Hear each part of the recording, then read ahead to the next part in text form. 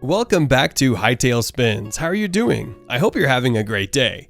In today's video, we're going to be talking about new Hytale postcard information on the game. But before we begin with today's topic, make sure to like this video, subscribe to our channel, and turn on the notifications so you don't miss any of our upcoming videos. Without further ado, let's get right into this video. Recently, Hytale finally decided to celebrate this Christmas. Christmas is definitely one of the best seasons of the whole year. But we were surprised to see Hytale joining this too. After all, they haven't joined us in winter and haven't made the winter update, like they usually do, but they decided to surprise us all with other stuff. The first thing that Hytale posted is a brand new postcard. You can see a gremlin in it, and behind the creature you can notice a chimney with beautiful Christmas socks. There's also a Christmas tree peeking from the side of the postcard. And to sum it up, it's just a beautiful one. We never expected Hytale to post such a beautiful thing, but this surely makes Christmas even more merry. But what about some other changes? There are so many other things we would like to tell you about too. This video will be packed with Hytale news from completely new world gen engine to revolutionary movement methods. Every time we get news, it feels like an eternity, but it's been a long time since we've heard anything about Hytale. Even more so when it comes to breaking news of this magnitude. From a completely new world gen engine to revolutionary movement methods, this video will be jam-packed with Hytale news you won't want to miss. First, it's the mention of release that we should focus on, because the game was developed by a group of gamers who created a platform for the PC, specifically high-resolution servers. Many people believe that they'll be concentrating their efforts there. All of this suggests that the game will be ready to take on the big boys when it's released.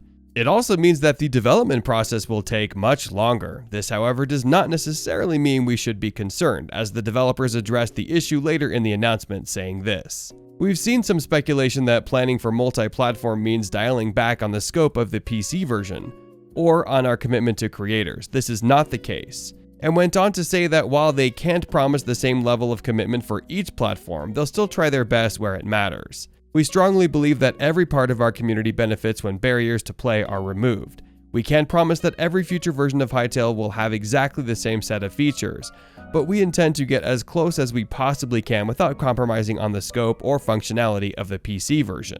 This leads to our next announcement, or rather a series of announcements, all of which are about movement, one of the most fundamental aspects of the game. This consists of 3 major styles that they're currently incorporating into the game, all of which will combine to turn Hytale into a parkour-style game. To begin, let's take a look at those sick moves.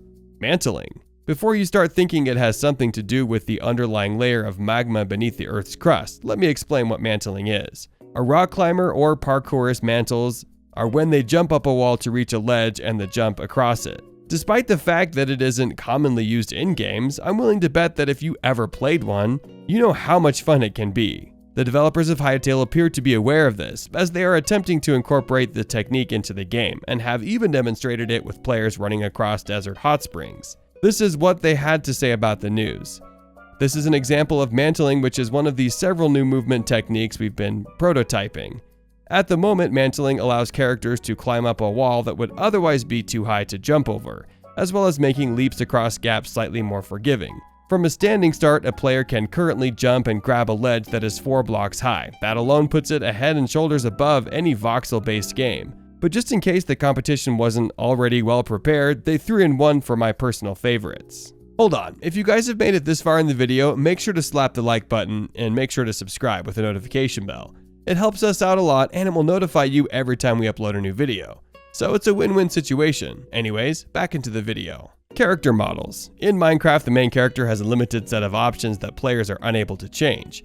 Even if someone wanted to add something, they would be limited in their options, which is understandable.